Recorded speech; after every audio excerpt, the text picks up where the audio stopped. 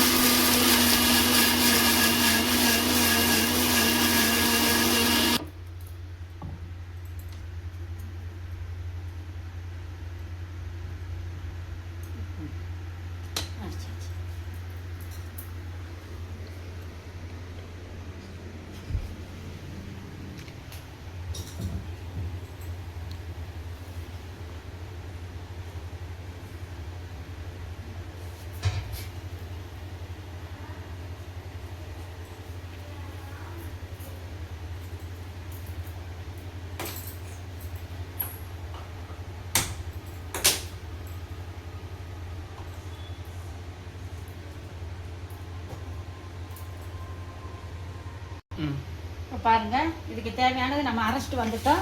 அதாவது தேங்காய், இதுக்கு சோம்பு, இது தேங்காய், இது சீரகம், மிளகாய், வெங்காயம், பூண்டு, தேங்காய், மிளகு எல்லாம் போட்டு இப்போ அரைச்சி வச்சுருக்கோம்.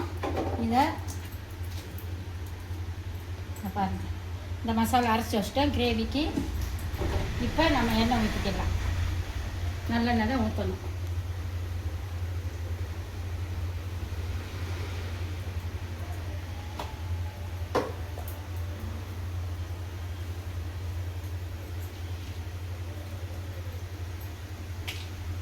இப்போ கிராம்பு, அன்னாச்சி பூவு, பட்டை, இங்கே பாருங்கள், இந்த பட்டை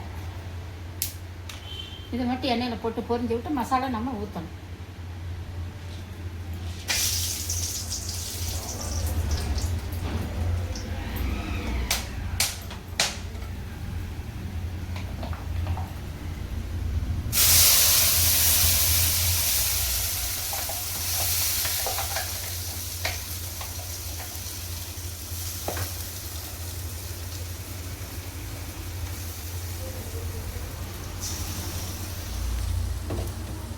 இப்போ இந்த மசாலா வந்து நம்ம பச்சை வாடை போக நம்ம வதக்கணும்.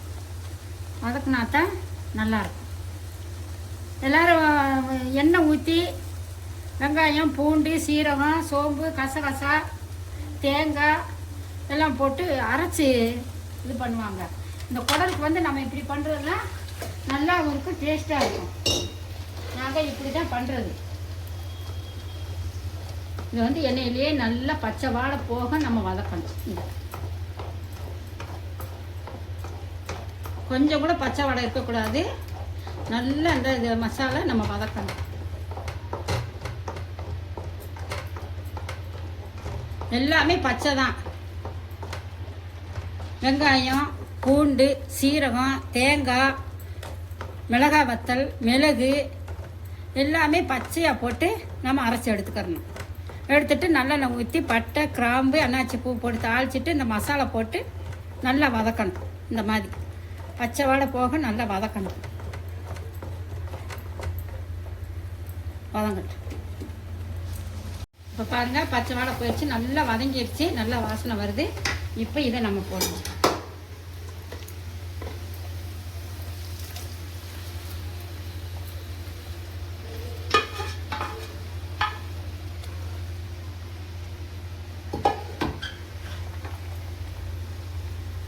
இப்போ நல்லா இப்படி கிளறி விடணும்.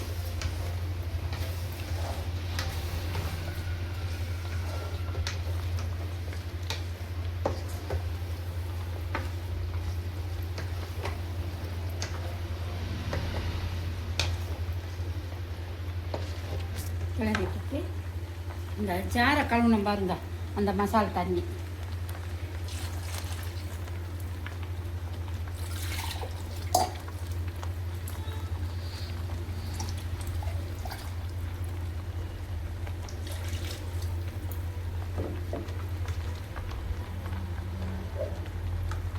பாருங்கள் எப்படி இருக்குன்னு. இனி நம்ம இதை நல்லா மூடி வச்சு வேக விட்டோம்னா இந்த தண்ணியெல்லாம் வற்றி மசாலும் அந்த குடலும் நல்லா பெசரிக்கிட்டு நல்லா குடல் கிரேவி மாதிரி இருக்கும். செம்மையாக இருக்கும். ரசம் வச்சுக்கலாம் இதுக்கு, இல்லை அப்படியே போட்டு நம்ம சாப்பிட்னாலும் சாப்பிட்டுக்கலாம்.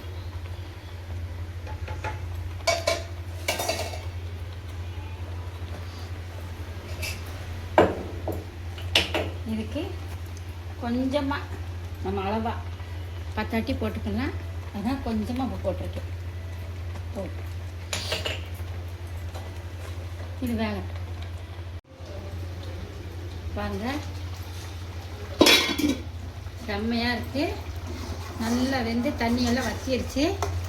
இப்படியே நம்ம சாப்பாட்டை எடுத்து வச்சு நம்ம சாப்பிட்லாம்.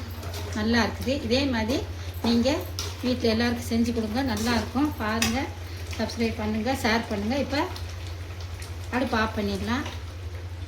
இப்போ இந்த சாதம் போட்டிருக்கேன். இதில் அவங்களுக்கு எடுத்து கொடுக்கலாம்.